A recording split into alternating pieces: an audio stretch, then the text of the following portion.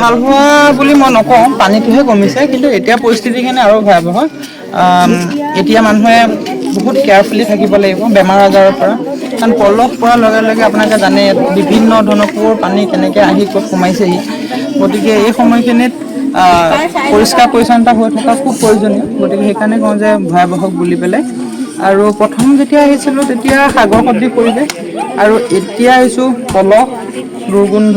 গতিকে এইখিনিৰ পৰা যাতে সোনকালে ভগৱানৰ ওচৰত প্ৰাৰ্থনা কৰিছোঁ, সোনকালে যাতে আমাৰ শিৱসাগৰবাসী ৰাইজে মোকাবিলা কৰি সেই আগৰ পৰিৱেশ ঘূৰাই আনিব পাৰে। চৰকাৰলৈ আহ্বান আছে, চৰকাৰে কৰিবলগীয়া বহুত আছে, কাৰণ গোটেই বিধ্বস্ত হৈ গৈছে।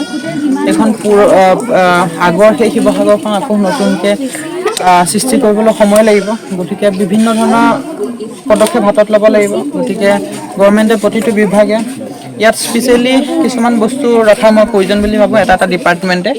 আৰু এই তেনেকৈ কৰিলেহে অলপ সময় লাগিব, তেনেকৈ কৰিলে পেলাই মই ভাবোঁ আগৰ সেই শিৱসাগৰখন আকৌ দেখা পাম। কিন্তু মানুহৰ মাজত সদায় সেই চিনটো থাকি যাব যে কেতিয়াও নেদেখা পৰিৱেশ এটা আজি এনেকৈ দেখা পাইছে।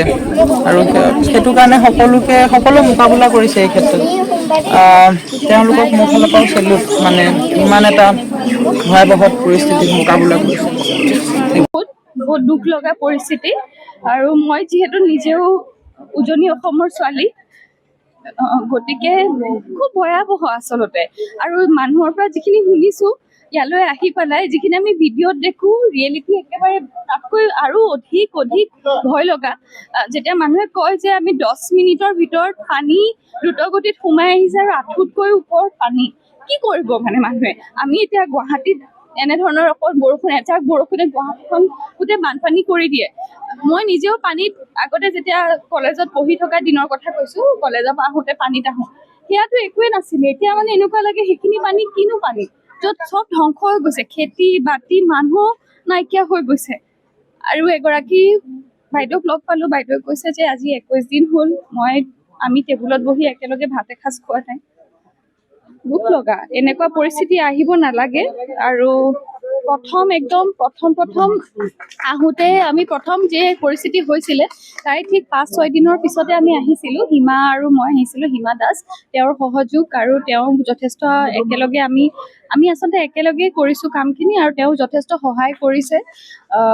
এতিয়া বৰ্তমান যিখিনি পৰিস্থিতি দেখিছোঁ, পানী শুকাইছে, তথাপিও এতিয়া মই ভাবোঁ এতিয়া তেওঁলোকক আচলতে বেছি দৰকাৰ।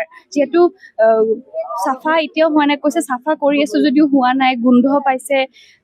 সেইকাৰণে সেইবাবে আমি কিছুমান হাইজিন বস্তু, যেনেকৈ ধৰক phenyl, surf, bleaching powder, sanitary pads, ছোৱালীসকলৰ বাবে মস্কিটো নেটছ, এনেধৰণৰ বস্তুবোৰ লৈ আনিছোঁ। যিহেতু নিজে কৰিছোঁ, যি পাৰোঁ নিজৰ শক্তি অনুযায়ী, সামৰ্থ্য অনুযায়ী সেইখিনিয়ে কৰিছোঁ। পিছৰ বাৰলৈ চেষ্টা কৰিম, যাতে বাচন বৰ্তনো বহুত নাইকিয়া হৈছে।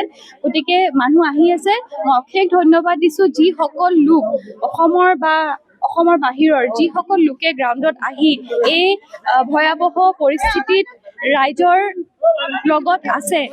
গতিকে মই তেওঁলোকক বহুত ধন্যবাদ দিছোঁ।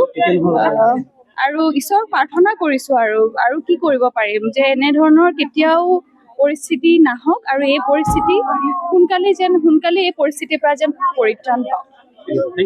যিকোনো খবৰৰ বাবে যোগাযোগ কৰক 9181 307 221 আমাৰ এই নম্বৰত।